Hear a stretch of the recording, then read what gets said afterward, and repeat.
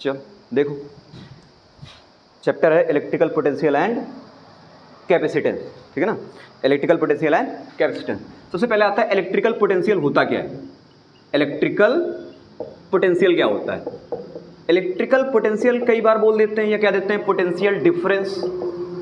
Potential difference मतलब इन दोनों में डिफरेंस क्या है थोड़ा समझते हैं। देखिए इलेक्ट्रिकल पोटेंशियल, पोटेंशियल डिफरेंस दोनों चीज़ें सेम ही है लगभग, बस ये है कि ये दो पॉइंट के बीच की बात करी जाएगी और ये पर्टिकुलर एक पॉइंट को लेकर करी जाएगी।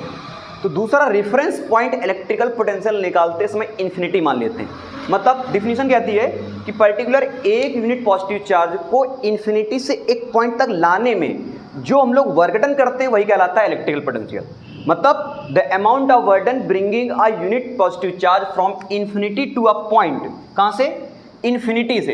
इन्फिनिटी से एक पॉइंट तक लाने में पॉजिटिव चार्ज को जो वर्क डन करेंगे वही कहलाएगा इलेक्ट्रिकल पोटेंशियल। तो electrical potential V is equal to W/Q।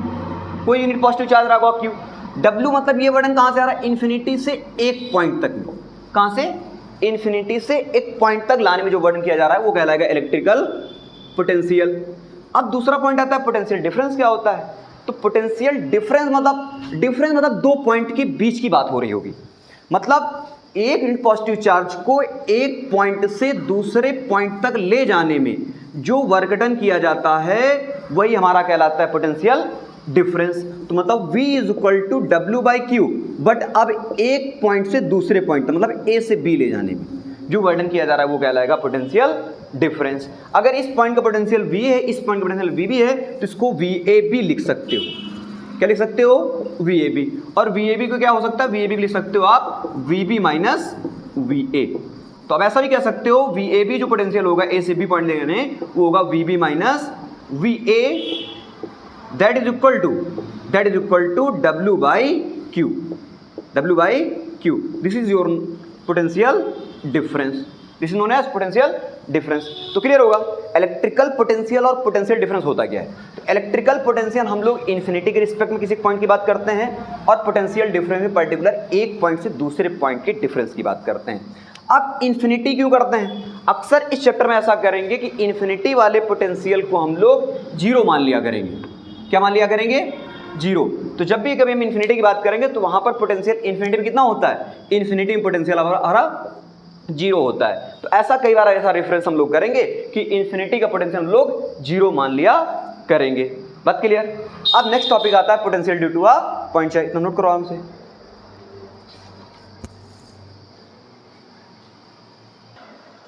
देखो नेक्स्ट टॉपिक हमारा क्या है? Electrical potential due to a point charge. मतलब एक कोई पॉइंट क्यू रखा हुआ है चार्ज जिसको हम लोग सोर्स चार्ज भी बोलेंगे। क्या बोलेंगे? Source charge. मतलब ये ओरिजिनल चार्ज है। तो कह रहा है इस चार्ज की वजह से इलेक्ट्रिकल पोटेंशियल कितना होगा। किसी पॉइंट पे निकालो, मान लीजिए r डिस्टेंस एक पर्टिकुलर P पॉइंट पे बोलें इस पॉइंट पे बताओ इलेक्ट्रिकल पोटेंशियल कितना होगा। तो अब इस पॉइंट पे इलेक्ट्रिकल पोटेंशियल निकालने के लिए हमको क्या करना पड़ेगा? इसका वर्णन निकालना पड़ेगा। पोटेंशियल डिफरेंस नहीं कहती है, पोटेंशियल डिफरेंस होता है W/Q। V is equal to W/Q पढ़ के आए अभी। मतलब पर्टिकुलर पोटेंशियल निकालने के लिए किसी चार्ज की वजह से हमको वर्क डन पता चलना चाहिए। वर्क डन तभी निकल पाया जाएगा वहां फोर्स की बात हो रही होगी। तो हम क्या करेंगे?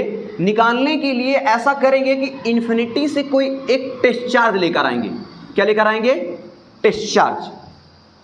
मतलब हम लोग निकालना है पोटेंशियल इस चार्ज की वजह से इस पॉइंट P पे। तो हमने क्या करा? हमने एक इन्फिनिटी से एक कोई Q0 टेस्ट चार्ज लेकर आए। क्या लेकर आए? Test charge. हमने इसको टेस्ट चार्ज बोला है। टेस्ट चार्ज जनरली उस चार्ज को बोलते हैं जो बहुत छोटा चार्ज होता है, मतलब जिसका लिमिट 10 to 0 करे। मतलब ऐसा भी कह सकते हो सिंपली जिसका साइज कितना हो? जीरो साइज अप्रॉक्सीमेटली, मतलब जीरो ना हो, जीरो के लगभग बराबर हो, उसको टेस्ट चार्ज बोलते हैं। मतलब जिसकी वजह से इस सोर्स चार्ज की फील्ड पर या पोटेंशियल पर कोई दिक्कत ना हो, उसमें कोई दिक्कत ना हो, ठीक है ना। तो टेस्ट चार्ज लेकर आए। हमने क्या करा? इस टेस्ट चार्ज को किसी ए पॉइंट पे रख दिया। अब देखा कि इस Q चार्ज की वजह से इस Q0 टेस्ट चार्ज पे एक बैकवर्ड डायरेक्शन में फोर्स और रिपल्सन एक्ट हो रहा है। क्या लग रहा है? फोर्स और रिपल्सन। क्योंकि आपको पता है टेस्ट चार्ज जो होता है वो पॉजिटिव नेचर का होता है। कैसा होता है? पॉजिटिव। और मैंने ओरिजिनल सोर्स चार्ज भी पॉजिटिव लिया हुआ है। तो प्लस प्लस चार्ज क्या करेंगे? रिपल्सन करेंगे। क्या करेंगे? रिपल्सन करेंगे। इसका मतलब Q0 पे एक Q चार्ज जो इस पे फोर्स बैकवर्ड डायरेक्शन लगा रहा होगा। तो मैंने क्या करा, अब इस A पॉइंट से बैकवर्ड डायरेक्शन में फोर्स लग रहा है पीछे, तो हमने क्या करा, इस फोर्स के अगेंस्ट हमने क्या करा, A पॉइंट से पर्टिकुलर किसी स्मॉल डिस्प्लेसमेंट B पॉइंट तक कराया। क्या कराया, dx डिस्प्लेसमेंट कराया। ये हमने क्या करा है, फोर्स के अपोजिट डायरेक्शन करा है, मतलब फोर्स इधर लग रहा है तो डिस्प्लेसमेंट हम लोग इधर करा रहे हैं।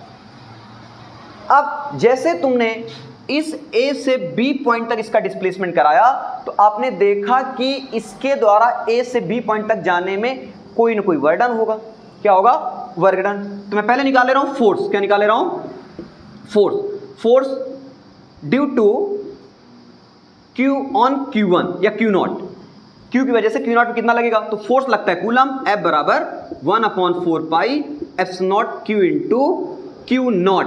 अच्छा, ये दूरी Q से P पॉइंट की R दूरी है, तो मैंने ऐसा मान लिया Q से A पॉइंट की दूरी कुछ होगी x डिस्टेंस। कितनी होगी, x डिस्टेंस। तो अपॉन कितना आ जाएगा, x स्क्वायर।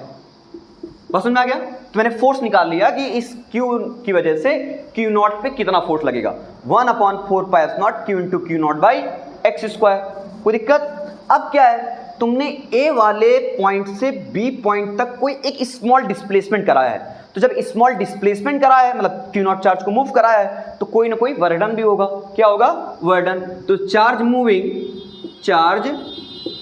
मूव फ्रॉम कहां से, A to B, the work done is कितना वर्डन होगा, वो कुछ स्मॉल वर्डन होगा। dw बराबर कितना, dw बराबर होगा F vector dot ds vector, क्योंकि आपने डिस्प्लेसमेंट कुछ स्मॉल कराया है, F vector dot ds vector. इतनी बात समझ आ रही है। अब अगर ऐसा करें, क्या करें, डॉट प्रोडक्ट हटा दें तो यहां पर क्या आ जाएगा, cos थीटा। तो dw बराबर हो जाएगा F dx cos थीटा। कोई दिक्कत, F dx cos थीटा। अब तुम्हें ये चीज पता है कि फोर्स उस डायरेक्शन में लग रहा है और डिस्प्लेसमेंट इस डायरेक्शन में हो रहा है, एक दूसरे के एंटी पैरेलल है, और जब एंटी पैरेलल होता है तो एंगल कितना होता है, 180 डिग्री। तो इसका मतलब यहां पर dw बराबर आ जाएगा F dx cos 180 डिग्री, और cos 180 होता है माइनस का 1, तो dw बराबर आ जाएगा माइनस का F dx। इतनी समझ में आ रही है। वर्डन कितना आ गया, F डॉट dx। नोट कर लिया, समझ आ रहा है ना।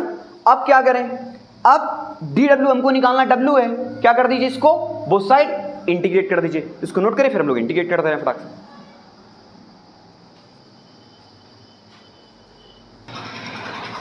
तो अब देखो हमारा dw कितना आ गया, F dx। अब क्या कर दीजिए, दोनों तरफ इंटीग्रेट कर दीजिए। निकालना क्या हमको, w निकालना है, दोनों तरफ कर दीजिए इंटीग्रेट। अब dw इंटीग्रेशन 0 से w हो जाएगा। अब देखो इसमें लिमिट लगाने की बात आ जाएगी। आप चार्ज को ला कहां से रहे हो, Q0 को इन्फिनिटी से, और आपको पोटेंशियल निकालना किस पॉइंट पे है, P पॉइंट मतलब R डिस्टेंस पे। तो Q से जिस पॉइंट से ला रहे हो वो दूरी कौन सी, इन्फिनिटी, और ला इन्फिनिटी से रहे हो तो वो इनिशियल पॉइंट कहलाएगा, और जिस पॉइंट पे रोक रहे हो उससे वो दूरी क्या कहलाएगी, फाइनल पॉइंट। तो इसका मतलब यहां लिमिट लगाओगे तो ये कहलाती लोअर लिमिट, ये कहलाती अपर लिमिट। तो इन्फिनिटी से ला रहे हो, निकालना है R पॉइंट पे, तो यहां इन्फिनिटी लिखेंगे, यहां पर R। Infinity is called lower limit, R is called upper limit. तो dw की इंटीग्रेशन w हो जाएगा। अब यहां इन्फिनिटी से R हो जाएगा। अब फोर्स की वैल्यू रख दो, फोर्स कितना निकला था, 1/4 pi epsilon Q into Q0 upon x square into dx। कोई दिक्कत। अब जरा गौर समझे, जितनी चीजें कांस्टेंट है सारी क्या कर दो, बाहर कर दो, मतलब 1/4 पाई एप्सिलॉन कांस्टेंट है, Q इंटू Q0 भी कांस्टेंट है। चेंज क्या होगा, केवल ये जो तुमने x माना है, क्या माना है, x, मतलब जो चेंज होगा उसी को इंटीग्रेट करेंगे, वेरिएबल होगा।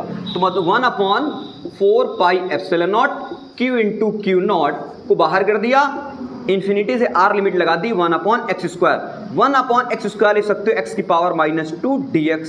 कोई दिक्कत, x की पावर -2 dx। अब जरा गौर समझो, इंटीग्रेट वाली बात आती है, थोड़ा सा इधर डिस्कस कर लेते हैं। इंटीग्रेशन के लिए फॉर्मूला होता है x की पावर n dx का, x की पावर n+1/n+1 होता है।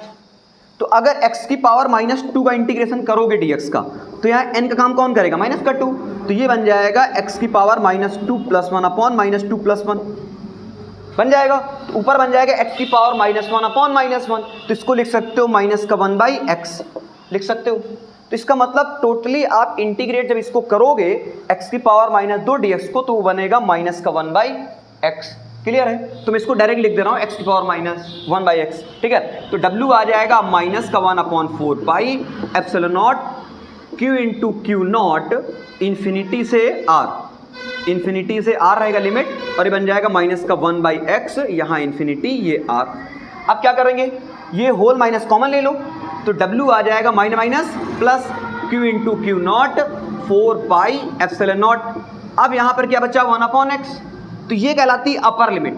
तो जब लिमिट अप्लाई करते हैं तो upper limit minus lower limit, तो पहले x की जगह पर r डालेंगे तो 1/r हो जाएगा, फिर माइनस लगाएंगे, फिर x की जगह पर इन्फिनिटी डालेंगे तो 1/∞ हो जाएगा, और 1/∞ कितना होता है 0। तो w कितना आ जाएगा, w आ जाएगा q into q not 4 pi epsilon not into 1/r। आ गया, ये निकाला है वर्क डन। क्या निकाला है, वर्क डन। हमको निकालना क्या है, पोटेंशियल। तो we know that potential difference कहती है v equal to w by q, और यहाँ पर q क्या है, मतलब चार्ज q नॉट जो लेकर आए हो q नॉट, तो यहाँ रख दीजिए, तो q into q not 4 pi epsilon not into r into q not से q नॉट चला गया, तो पोटेंशियल आ गया q upon 4 pi epsilon not into r। ये आ गया potential due to a point charge. और ढंग से समझने की कोशिश करिएगा, ठीक है ना। तो पर्टिकुलर इस q चार्ज की वजह से इस p पॉइंट पे जो पोटेंशियल होगा वो q upon 4 pi epsilon not r times होगा। नोट कर लो आसानी से।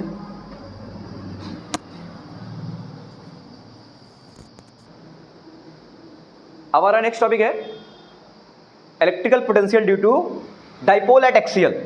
थोड़ा ढंग का टॉपिक है, समझने की कोशिश करें। देखो सबसे पहले डाइपोल तो पता ही हो क्या होता है। डाइपोल का मतलब दो same charges of same magnitude, दो चार्जेस सेम मैग्नीट्यूड के और अपोजिट साइन की, और उनके बीच की दूरी हो कैसी हो, बहुत छोटी हो, वेरी स्मॉल डिस्टेंस। तो मान लीजिए एक -q चार्ज है और सेम मैग्नीट्यूड का दूसरा +q चार्ज है, इनके बीच की दूरी बहुत छोटी है। जैसे मान लीजिए स्मॉल डिस्टेंस को 2a मान ले रहे हैं। कितनी मान ले रहे हैं, 2a। तो मान लीजिए इससे, इसके मिड पॉइंट O से किसी r डिस्टेंस इस एक्सिस में, r distance axis P point पर आपको इलेक्ट्रिक पोटेंशियल निकालना है। उसमें आ रहा है ना। तो मैंने क्या करा, डाइपोल को मिड पॉइंट से डिवाइड करा, और उस पॉइंट से, मिड पॉइंट से इसकी P पॉइंट तक की दूरी कितनी है, r। तो मतलब आपको इस एक्सियल में, उसी एक्सिस पे डाइपोल की वजह से P पॉइंट पे पोटेंशियल निकालना है, ठीक है ना। तो अब P पॉइंट पे जो पोटेंशियल होगा वो टोटली दोनों चार्जेस की वजह से होगा। अभी पीछे पढ़ कर आए, डिफाइन करके आए, किसी चार्ज Q की वजह से किसी r डिस्टेंस P पॉइंट पे पोटेंशियल कितना होता है, V is equal to K Q by R होता है, KQ बाई R। मतलब किसी चार्ज से R distance P point potential होता है, V equal to KQ by R, वो चार्ज, और जिस पॉइंट पे निकालना वो डिस्टेंस अपॉन, ठीक है ना। तो वही फॉर्मूला यहाँ लगाएंगे। मतलब जो टोटल पोटेंशियल P पॉइंट पर होगा वो -q चार्ज की वजह से होगा और +q चार्ज की वजह से होगा, यही तो होगा। तो -q चार्ज से कितना पोटेंशियल होगा, अब देखो जरा, -q चार्ज जब लोगे P पॉइंट की डिस्टेंस, तो ये दूरी R है और ये कितनी है a, तो टोटल दूरी कितनी हो जाएगी r प्लस a। तो P पॉइंट पे जो पोटेंशियल आएगा -q upon 4 pi epsilon naught, और दूरी कितनी हो जाएगी r प्लस a। कोई दिक्कत, जब +q की जगह निकालोगे तो +q वजह से इस P पॉइंट की दूरी कितनी हो जाएगी, r माइनस a। कितनी हो जाएगी, r माइनस a। तो जब +q वजह से निकालोगे तो पोटेंशियल आ जाएगा q प्लस का q upon 4 pi epsilon not r plus a। ये बात आपको समझ में आ रही होगी। और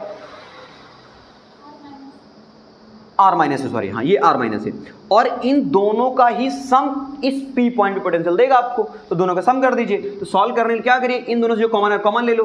तो मतलब यहाँ से कॉमन आ रहा है q 4 pi epsilon naught common आ गया। इसको लिख सकते हो 1 अपॉन r माइनस a, इसको पीछे कर दीजिए, माइनस का 1 अपॉन r प्लस a। इन दोनों को एलसीएम लेके सॉल्व कर लो। जब तुम सॉल्व करोगे तो P पॉइंट पे पोटेंशियल आ जाएगा q upon 4 pi epsilon not, ये हो जाएगा r प्लस a माइनस का r प्लस का a upon r minus a into r plus a। कोई दिक्कत, ये r कट गया तो q P पॉइंट पोटेंशियल आ गया q into 2a upon 4 pi epsilon naught, और ये हो जाएगा a minus b a plus b, मतलब r square minus a square. और q इंटू 2a क्या होता था, डाइपोल मोमेंट। तो P बराबर होता था Q into 2A, dipole moment होता था। P is the dipole moment, जो कि होता था charge into distance between the dipole, तो इसको आप क्या लिख सकते हो, P लिख सकते हो। और डाइपोल मोमेंट वेक्टर होता है माइनस चार्ज से प्लस चार्ज की तरफ वेक्टर, तो P पॉइंट पे जो पोटेंशियल आ जाएगा P अपॉन KP लिख सकते हो इसको, KP upon R square minus A square. Clear है? इस रिजल्ट को याद रखना, रिजल्ट बहुत आगे काम आएगा, ठीक है ना। तो पोटेंशियल आ गया KP upon R square minus A square. अगर ऐसा करें, कैसा करें, अगर इस डाइपोल को बहुत शॉर्ट कर दें, क्या कर दें, शॉर्ट कर दें। कैसे, मतलब आपको पता है कि जो R डिस्टेंस है वो A से तो बड़ी ही है, अगर इसका स्क्वायर कर दोगे तो R square is very very greater than A square, तो इसका मतलब R जब बहुत बड़ा होगा A स्क्वायर कंपैरिजन पर, तो आप ऐसा कर सकते हो कि R स्क्वायर के कंपैरिजन पर A स्क्वायर को नेग्लेक्ट कर सकते हो। So we neglect A square, तो A स्क्वायर को नेग्लेक्ट कर देंगे तो जो P पॉइंट पे पोटेंशियल आएगा KP अपॉन, इसको नेग्लेक्ट कर दिया, अपॉन R स्क्वायर बन जाएगा। तो P पॉइंट कितना आ गया, KP अपॉन R स्क्वायर। कोई दिक्कत? तो ये आपका टोटल पोटेंशियल P पॉइंट पे आ जाएगा डाइपोल की वजह से, ठीक है। तो ये एक्सियल का आपका निकाल आया पोटेंशियल, नोट करो। अब देखो इसके बाद क्या आता है, electrical potential due to dipole at equatorial. अब इक्वेटोरियल का मतलब क्या, पहले वो समझें, फिर हम लोग डाइपोल की वजह से निकाल लेंगे। मान लीजिए आपके पास ये डाइपोल रखा है माइनस Q का चार्ज और प्लस Q का चार्ज, इसके बीच की दूरी बहुत स्मॉल है, दैट इज 2A, ठीक है ना। इक्वेटोरियल का मतलब होता है इनके मिड पॉइंट से किसी डिस्टेंस पर, मतलब अगर इसको हम लोग मिड इससे डिवाइड कर दें, A डिस्टेंस में डिवाइड कर दें, तो इससे पर्टिकुलर किसी R डिस्टेंस इस P पॉइंट पर पोटेंशियल आपको निकालना है, ये कहलाएगा इक्वेटोरियल। क्या कहलाएगा, इक्वेटोरियल। तो अब देखो बहुत सिंपल सा फंडा है, क्या करें, इस चार्ज की वजह से इस पॉइंट पोटेंशियल कितना होगा, तो वो पोटेंशियल निकालने के लिए आपको इस चार्ज से इस पॉइंट की दूरी पता होना बहुत जरूरी है, क्योंकि यही तो कहता है कोई चार्ज Q रखा है, उससे R distance P point potential निकालने के लिए V is equal to KQ by R होता है। मतलब उस चार्ज से जिस पॉइंट पे पोटेंशियल निकालना है उसकी दूरी पता होना जरूरी है। तो इसका मतलब इस माइनस Q चार्ज से इस P पॉइंट पे पोटेंशियल दूरी कितनी आ जाएगी, अगर ये A है ये R है, क्योंकि ये 90 एंगल बना रहा है, तो ये कहलाएगा under root R square plus A square. उसी तरीके से ये डिस्टेंस कितनी हो जाएगी, under root R square plus A square.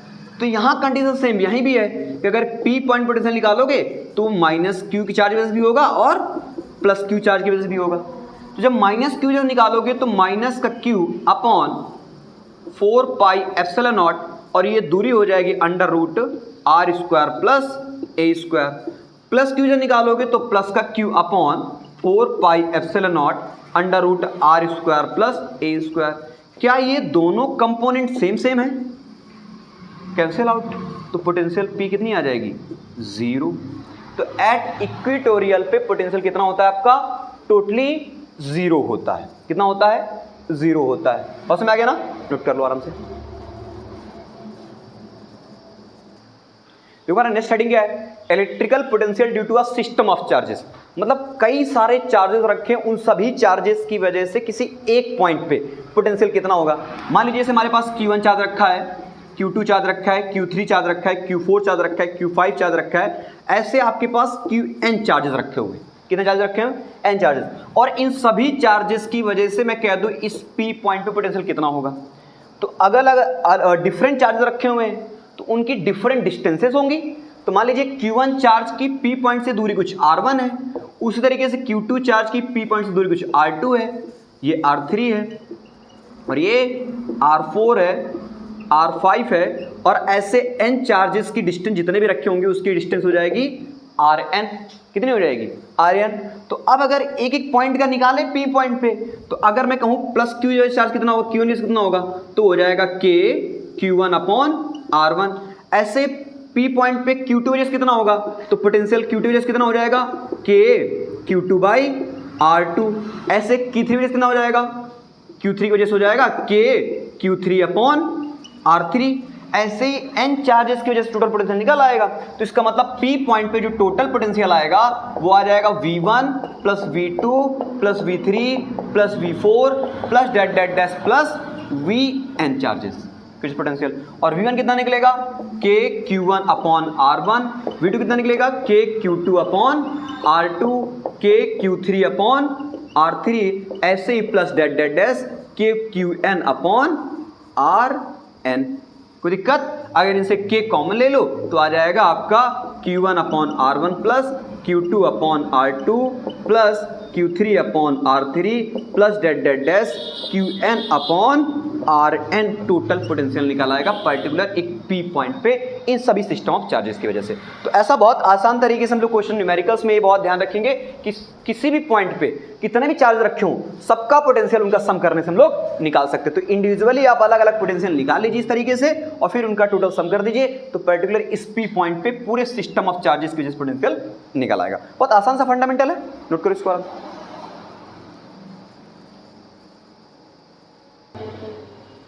देखो हमारा दूसरा टॉपिक है इलेक्ट्रिक फील्ड है, इलेक्ट्रिक फील्ड पोटेंशियल रिलेशन। मतलब किसी भी रीजन पर आपको इलेक्ट्रिक फील्ड निकालनी है और पोटेंशियल गिवन है तो आप पर्टिकुलर रिलेशंस निकाल सकते हो। That is equal to E is equal to minus का dV बाई dr। मतलब किसी पर्टिकुलर एक पॉइंट पर जहाँ पर आपको इलेक्ट्रिक पोटेंशियल दिया हुआ है, इलेक्ट्रिक फील्ड निकालनी है तो आसानी से इस रिलेशन से निकाल सकते हो। या फिर किसी रीजन पर इलेक्ट्रिक फील्ड प्रेजेंट है और पोटेंशियल निकालना है तब भी रिलेशन से हम लोग निकाल सकते हैं। यहाँ पर जो dV बाई dr है that is called potential gradient. क्या कहलाता है ये कहलाता है पोटेंशियल ग्रेडियंट। पोटेंशियल ग्रेडियंट कहलाता है E इक्वल टू माइनस का dV बाई dr। लेकिन अगर मान लो ये जो पोटेंशियल है पर्टिकुलर किसी एक्सिस की बात कर रहा है, किसकी बात कर रहा है? एक्सिस की। मतलब आपको इलेक्ट्रिक फील्ड जो है, क्योंकि आपको पता है कि इलेक्ट्रिक फील्ड जो होता है किसी पर्टिकुलर चार्ज की वजह से रेडियली आउटवर्ड होता है और निगेटिव चार्ज की वजह से इलेक्ट्रिक फील्ड रेडियली इनवर्ड होती है। लेकिन जो सरफेस है उसके अराउंड जो पाया जाएगा वो पोटेंशियल सरफेस में पाया जाएगा। कैसे पाया जाएगा? इक्वी पोटेंशियल सरफेस में पाया जाएगा। बात क्लियर ना? तो आपका जो इलेक्ट्रिक फील्ड है वो रेडियली आउटवर्ड होता है पॉजिटिव चार्ज की वजह से और निगेटिव चार्ज रेडियली इनवर्ड होता है। लेकिन जो पोटेंशियल होता है उसके अराउंड एक सरफेस में पाया जाता है। तो ऐसा भी कह सकता है कि इलेक्ट्रिक फील्ड जैसे अगर एक्सिस की पूछे, सरफेस की देकर, मतलब पूरे सरफेस में पोटेंशियल है लेकिन आपसे कैसे पूछ रहा है? एक्सिस की पूछ रहा है। तो अगर एक्सिस की पूछता है तो आप पर्टिकुलर उसको एक्सिस के रिस्पेक्ट में dV बाई dx करके निकाल सकते हो। अगर EY एक्सिस की पूछे तो माइनस का dV by dy, Z axis का पूछे तो EZ बराबर माइनस का dV बाई dz। आप पर्टिकुलर इनसे पर्टिकुलर डिफरेंट एक्सिस का अलग अलग इंडिविजुअल निकाल सकते हो। बात क्लियर ना? नोट करो, फिर इससे एक छोटा सा क्वेश्चन करा रहे हैं।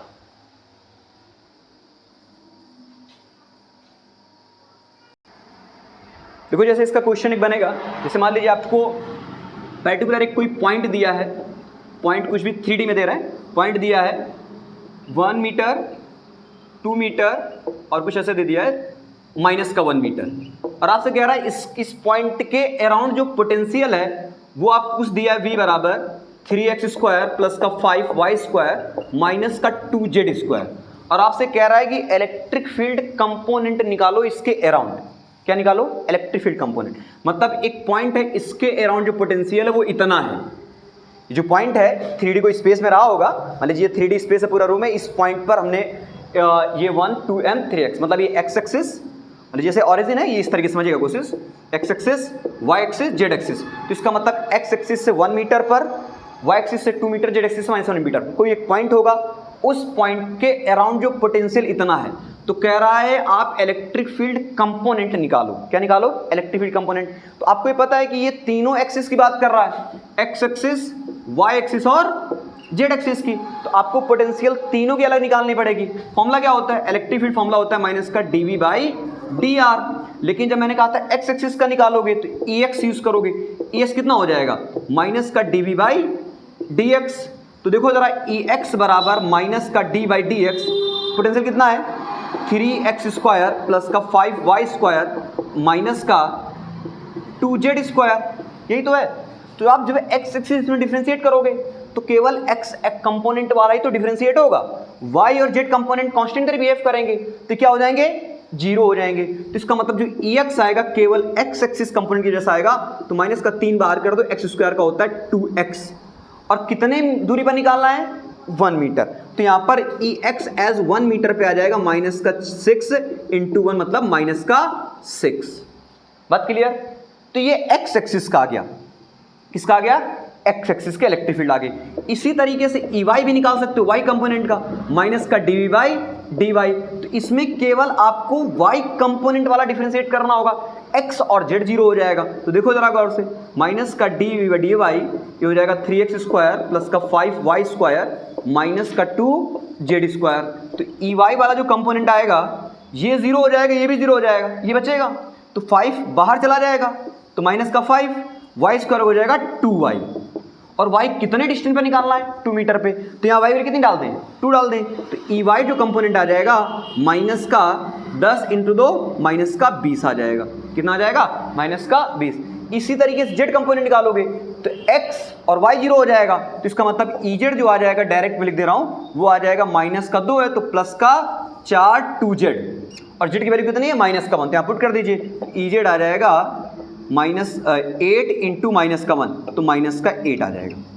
क्लियर? माइनस का 8 ही आएगा ना, चेक कर लेना। तो माइनस का 2 बार था, माइनस का 2 बार रखा, माइनस माइनस प्लस हो जाएगा, ये 2 नीचे आ जाएगा, कम हो जाएगा, तो 2 दूनी 4 हो जाएगा प्लस का। और कितना निकालना है? सॉरी, ये डी बाई डी जेड करेंगे ना, तो इसका माइनस का 2z स्क्वायर करेंगे, माइनस का 2z स्क्वायर, तो ये 2 बाहर चला जाएगा। तो ई जेड जो आएगा माइनस का 2 प्लस का 2 हो जाएगा, प्लस का 2 हो जाएगा, जेड स्क्वायर का 2z होगा। तो कितना आ गया? 4z। जेड कितना? -1, तो माइनस का 4 आएगा। कितना आएगा? माइनस का 4। तो इसका मतलब कहने कंपोनेंट आप अलग अलग डिफरेंशिएट कर सकते हो, तो आप पोटेंशियल के रिस्पेक्ट में इलेक्ट्रिक फील्ड निकाल सकते हो। एक्स एक्सिस का अलग, वाई एक्सिस का अलग, जेड एक्सिस का अलग, तो तीनों का अलग अलग आपका इलेक्ट्रिक फील्ड निकल आया। तो बहुत इंपॉर्टेंट रिलेशन है, इसको नोट कर लो आराम से, इससे बहुत सारे क्वेश्चन बनते हैं इसी बेसिस पर।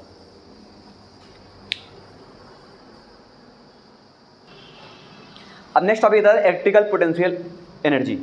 Electrical potential energy due to dipole भी निकाल सकते हैं और ड्यू टू 2 चार्जेस निकाल सकते हैं। तो हम लोग ऐसा कर रहे हैं, electrical potential energy due to 2 point charge निकाल रहे हैं, ड्यू टू 2 पॉइंट चार्जेस की वजह निकाल रहे हैं, ठीक है। तो ये थोड़ा कन्फाइन रखिएगा क्योंकि इलेक्ट्रिकल पोटेंशियल एनर्जी वो है किसके बेसिस पर? तो electrical potential energy due to 2 point charges की वजह से।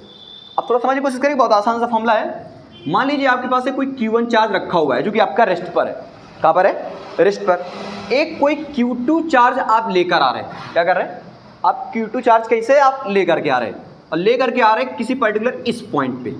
कहाँ पर? इस पॉइंट पर। इस पॉइंट को A दे दिया, इस पॉइंट को नाम दे दिया B पॉइंट। और Q1 की वजह से उसकी डिस्टेंस, Q1 की कितनी दूरी है? R दूरी है। मतलब Q2 चार्ज आप कोई एक लेकर आ रहे हो, तो कह रहा है कि उस चार्ज को जो लेकर आओगे तो उसकी वजह से इन दोनों चार्जेस के सिस्टम ऑफ चार्जेस बने हैं, इनकी वजह से टोटल पोटेंशियल एनर्जी कितनी होगी। तो आपको सिंपल सा पता है, कोई चार्ज लेकर आओगे तो उसकी वजह से कोई ना कोई वर्डन होगा। भाई कोई ना कोई चार्ज जब मूव करेगा तो वर्डन होगा, और जो पहले से रेस्ट पर रखा उसकी वजह से वर्डन कहाँ होगा? तो इसका मतलब अगर मैं बात करूँ इस पॉइंट की, ए पॉइंट की, ये तो पहले से अपनी जगह पर रखा हुआ है, रेस्ट पर है, तो इसका वर्डन कितना होगा? अपना खुद का 0। तो इसकी वजह से वर्डन कितना होगा? 0 होगा। वर्डन कौन कर रहा होगा?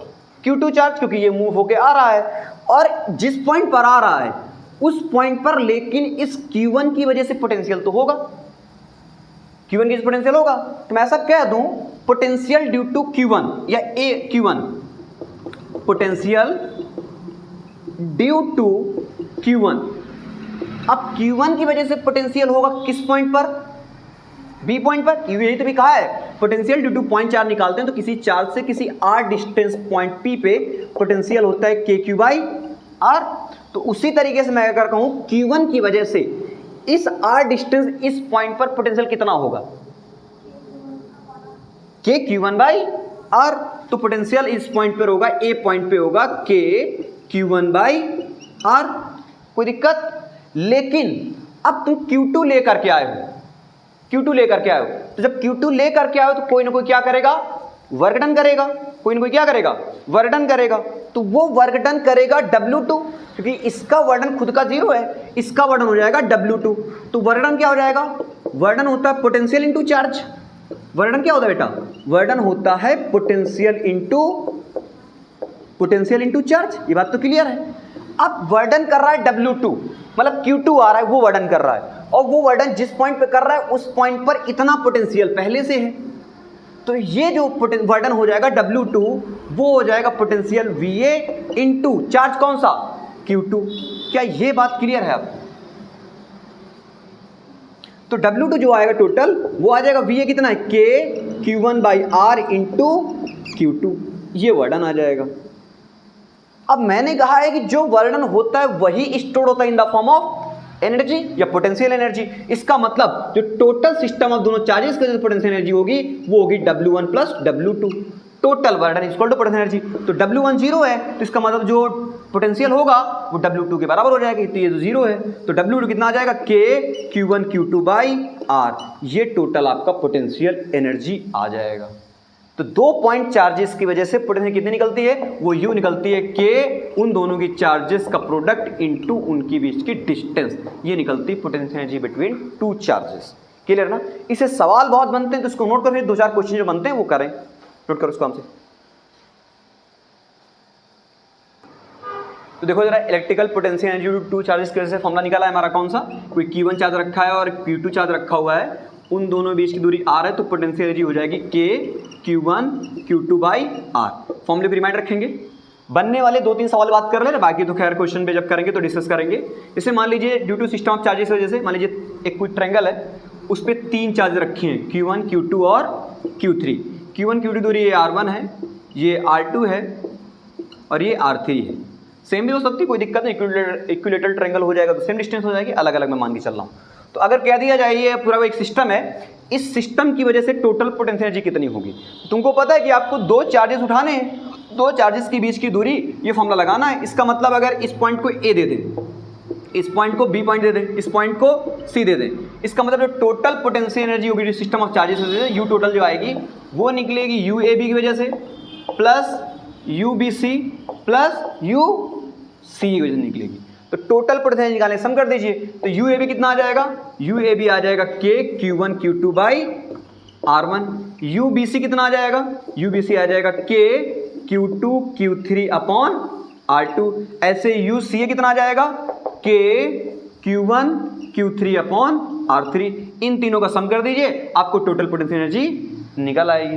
क्लियर है? इस तरीके का सवाल और बनता है, जैसे मान लीजिए आपके पास एक स्क्वायर दिया है, स्क्वायर की कुछ साइड A है और इस पे चार्ज रखे हैं Q1 Q2 Q3 और Q4 और आपसे कहते हैं इस टोटल पोटेंशियल एनर्जी बताओ इस सिस्टम की वजह से। तो यहाँ भी सिंपल वही करना है कि आपको इसकी एनर्जी निकाल लेनी है। A दूरी हो जाएगी, ये भी A ही रहेगा, ये भी दूरी A रहेगी, ये भी दूरी A ही रहेगी। तो जो U टोटल आएगा वो सारे सम की वजह से आ जाएगा। इस पॉइंट को A दे दें, इसको B दे दें, इसको C दे दें, इसको D दे दें, मतलब UAB plus UBC plus UCD plus UDA। बस इसमें थोड़ा सा ये फंडामेंटल याद रखिएगा कि आपके स्क्वायर होने की वजह से इसमें डायगोनल की वजह से भी पोटेंशियल एनर्जी पाई जाएगी, मतलब UAC प्लस UBD। तो 2 डायगोनल की वजह से आ जाएगी UAC प्लस UBD। अब U जब AC निकालोगे तो आपको UAC की डिस्टेंस चाहिए होगी, जो AC की डिस्टेंस निकलेगी वो कैसे निकलेगी, अगर ये A है ये है तो अंडर रूट 2A आ जाएगी पाइथागोरस थ्योरम से। तो जब AC और BD डिस्टेंस निकालोगे तो BD डिस्टेंस भी यही आएगी, तो आप R AC और BD का रूट 2A लीजिएगा और बाकी इनकी वजह से सारे डिस्टेंस कितने हो जाएंगे, इनकी वजह से R कितना हो जाएगा, A रहेगा, लेकिन इन दोनों में R की वैल्यू आपकी रूट 2 इंटू A रहेगी। क्लियर है? तो टोटल आपको चार्जेस Q1 Q2 Q3 दे देंगे, सबका सम कर दीजिए, आपका टोटल पोटेंशियल एनर्जी निकल आएगा। और भी सवाल बन सकते हैं, पहले नोट करो। देखो हमारा नेक्स्ट टॉपिक है electrical potential energy of a dipole. Electrical potential energy of a dipole in a uniform electric field. थोड़ा सा ढंग का टॉपिक है, समझने की कोशिश करना। मतलब अब कह रहा है कि अब इलेक्ट्रिकल पोटेंशियल एनर्जी कितनी होगी जब डाइपोल को यूनिफॉर्म इलेक्ट्रिक फील्ड की प्रेजेंस में प्लेस कर रहे हैं। तो मान लीजिए हमारे पास कुछ यूनिफॉर्म इलेक्ट्रिक फील्ड प्रेजेंट है। यूनिफॉर्म समझते हैं ना, यूनिफॉर्म मतलब हर जगह पर इक्वली डिस्ट्रीब्यूटेड है। इलेक्ट्रिक फील्ड इस तरीके से यूनिफॉर्म प्रेजेंट है। अब कह रहा है इस पे डाइपोल प्लेस कर दीजिए। क्या प्लेस कर दीजिए? तो मैंने ऐसा करा कि मान लीजिए डाइपोल मैंने प्लेस कर दीजिए, ये डाइपोल एक प्लेस कर दीजिए। डाइपोल क्या होता है, -Q प्लस Q और उनकी बीच की दूरी कुछ बहुत छोटी जो कि 2A के बराबर। क्लियर? अब तुम्हें तो ये पता ही है कि अगर डाइपोल प्लेस कर रहे हो इलेक्ट्रिक फील्ड की प्रेजेंस पे तो उसमें फोर्स लगेंगे, कितना, F बराबर QE फोर्स लगेगा। तो इसका मतलब इस डायरेक्शन पर इस पे F बराबर प्लस का QE लगेगा और इसके अपोजिट डायरेक्शन में फोर्स F बराबर माइनस का QE लगेगा, F बराबर माइनस का QE फोर्स लगेगा। कितनी बात क्लियर? इधर लगेगा F बराबर प्लस का QE, उधर लगेगा माइनस का QE। अब अगर इसको ऐसा करें, दोनों चार जो फोर्स लग रहा है एक दूसरे के अपोजिट डायरेक्शन में लग रहा है तो एंटी पैरेलल लग रहे हैं, तो अगर मैं इनके बीच की डिस्टेंस निकालूं तो कितनी आ जाएगी? तो अगर ये एंगल थीटा है तो ये डिस्टेंस आ जाएगी 2a sin थीटा। इतनी बात क्लियर हो गई। अब जब डाइपोल को यूनिफॉर्म इलेक्ट्रिक फील्ड में प्रेजेंस करोगे तो कुछ ना कुछ उस पर टॉर्क लगेगा। क्या लगेगा? टॉर्क लगेगा। उस पर एक्ट क्या होगा? टॉर्क। टॉर्क क्या होता है? टॉर्क होता है फोर्स इनटू दोनों फोर्सेस के बीच की परपेंडिकुलर डिस्टेंस। टॉर्क क्या होता है? Force into perpendicular distance between the forces. जब एक किसी बॉडी पर दो सेम मैग्नीट्यूड के अपोजिट साइन के फोर्स लगते हैं तो उनको बोलते हैं कपल ऑफ फोर्सेस। क्या बोलते हैं? Couple of forces. तो टॉर्क क्या कहता है? Couple of forces into perpendicular distance between the forces. Perpendicular distance between the forces. तो टॉर्क जो फोर्स कितना हो जाएगा? Q हो जाएगा और उनके बीच की परपेंडिकुलर डिस्टेंस कितनी है? 2a sin theta. कितनी है? 2a sin theta. अब तुमको पता है कि डाइपोल मोमेंट जो P होता है वो होता है Q इंटू 2a के बराबर। तो Q और 2a को क्या लिख सकता हूं मैं? P लिख सकता हूं। तो टॉर्क क्या आ जाएगा? टॉर्क आ जाएगा PE sin थीटा, जो आपको पहले पढ़ चुके लेकिन फिर भी एक बार याद करा दिया। टॉर्क क्या आ जाएगा? PE sin theta. अब मान लीजिए जैसे डाइपोल रखा हुआ इस तरीके का किसी एंगल पर, तो अब इलेक्ट्रिक फील्ड प्रेजेंस में कुछ ना कुछ तो रोटेट कराएगा। क्या कराएगा? रोटेट। तो अगर ये डाइपोल किसी स्मॉल एंगल से रोटेट कर रहा है, मतलब θ1 से θ2 पर मूव कर रहा है, तो जैसे θ1 से θ2 पर मूव करेगा कुछ ना कुछ वर्क डन होगा। क्या होगा? Work done. तो व्हेन डाइपोल रोटेट या move some angle, small angle θ1 to θ2, तो θ1 से θ2 मूव करने में जो डिफरेंस आएगा वो बहुत स्मॉल एंगल का आएगा, that is known as d theta. कितना आएगा? d theta. तो जब डाइपोल आपका रोटेट करेगा तो work done for rotating the dipole, for rotating the dipole at small angle, dipole at small angle d theta, small angle d theta. कोई दिक्कत? जब small angle d theta rotate कराओगे तो जो वर्क डन होगा वो स्मॉल वर्क डन आएगा, वो आएगा टॉर्क d थीटा के बराबर। ये बात आपको पहले तो क्लियर होनी चाहिए। हमने क्या करा? हमने डाइपोल को इलेक्ट्रिक फील्ड यूनिफॉर्म में प्लेस कर दिया और उसको फिर स्मॉल डिफ्लेक्शन कराया किसी एंगल θ1 से θ2। तो जैसे आप उसको डाइपोल को टॉर्क लगाकर रोटेट कराओगे तो कोई ना कोई वर्क डन होगा। क्या होगा? Work done. वो होगा टॉर्क d थीटा के बराबर, टॉर्क d थीटा के बराबर। अब क्या करिए? अब तुमने थीटा को जो मूव कराया है वो किसी एंगल θ1 से θ2 मूव कराया। कितना मूव कराया? θ1 से θ2। तो आपको निकालना है टोटल वर्क डन। तो आपको क्या करना पड़ेगा? इंटीग्रेट करना पड़ेगा। तो बोथ साइड कर दीजिए इंटीग्रेट, dw इंटीग्रेशन w हो जाएगा और इसको इंटीग्रेट कर दीजिए θ1 से θ2। टॉर्क की वैल्यू उठाकर पुट कर दीजिए तो θ1 θ2 टॉर्क कितना है? PE sin theta d theta. यहाँ कोई दिक्कत नहीं? दिक्कत होनी चाहिए। अब क्या करिए? P आपका डाइपोल मोमेंट है, Q इंटू 2 है जो कि कांस्टेंट है। इलेक्ट्रिक फील्ड भी आपका यूनिफॉर्म है तो कांस्टेंट की तरह बिहेव करेगी, तो आपको इंटीग्रेट करना पड़ेगा साइन थीटा को। तो W बराबर आ जाएगा PE को कर दो बाहर और साइन के इंटीग्रेशन करोगे तो माइनस का कॉस थीटा। तो माइनस का कॉस थीटा, लिमिट लगाएंगे θ1 से θ2, माइनस को बाहर कर दो तो W कितना आ जाएगा? माइनस का PE, लिमिट पुट करोगे तो कॉस θ2 माइनस का कॉस θ1। कोई दिक्कत नहीं? दिक्कत। तो अब ऐसा करो, इसको अंदर मल्टीप्लाई कर दो माइनस को चाहे तो W आ जाएगा PE cos θ1 माइनस cos θ2। तो ये दो एंगल का जो फॉर्मूला है ये याद रखिएगा। यही वर्क डन स्टोर्ड होगा किस फॉर्म में? इन the form of potential energy. तो वी आल्सो से दैट कि यही वर्क डन स्टोर्ड हुआ इन the form of potential energy. तो U बन जाएगा PE cos θ1 माइनस का cos θ2। कोई दिक्कत नहीं होनी चाहिए। अब अगर ऐसा करें, ए एंगल फिक्स कर दें और एक को कर दें मैक्सिमम, मतलब θ1 बिकम 90, θ1 बिकम 90 कितना? 90 डिग्री। थीटा 1 बिकम 90 और थीटा 2 को कोई एंगल थीटा मान ले, तो अगर cos 90 पुट कर दोगे, cos 90 वैल्यू 0, तो u कितना आ जाएगा, ये हो जाएगा 0 हो जाएगा माइनस का, तो u आ जाएगा माइनस का p cos थीटा। तो एज अ सिंगल एंगल पे रिजल्ट याद रखिएगा, u बराबर माइनस का p cos थीटा। अब तुम्हें ये चीज मैंने बताई थी, अगर इसको वेक्टर फॉर्म में लिखना हो कि डायरेक्शन को रिप्रेजेंट करेगा, तो अगर cos थीटा हटाएंगे तो क्या आ जाएगा, डॉट प्रोडक्ट। तो अगर वेक्टर फॉर्म में लिखोगे तो u बराबर आ जाएगा माइनस का p vector dot e vector. कोई दिक्कत? तो वेक्टर फॉर्म में भी हम लोग रिप्रेजेंट कर सकते हैं। तो आपको ये रिजल्ट याद रखना है, एक ये रिजल्ट W है P cos थीटा और cos थीटा 2। अगर थीटा 1 को फिक्स कर दे रहे हो 90 और थीटा 2 को थीटा रख दे रहे हो, तो आपका पोटेंशियल ले जाएगा u बराबर माइनस का P cos theta in term of vector u बराबर माइनस का P vector dot E vector. तो ये बेहतरीन कॉन्सेप्ट है टॉर्क को लेकर के, टॉर्क को रिलेट करके। तो इससे क्वेश्चन बहुत सारे बनेंगे, पहले इसको नोट करो, फिर हम लोग क्वेश्चन खूब सारे इसके करते हैं। देखो जरा, अब हमारा क्या निकला है, डाइपोल की वजह से पोटेंशियल एनर्जी कितना निकला है, u बराबर p cos थीटा और cos थीटा 2। अगर थीटा 1 को 90, थीटा 2 को थीटा पुट कर दे तो u बराबर आ गया माइनस का p cos थीटा।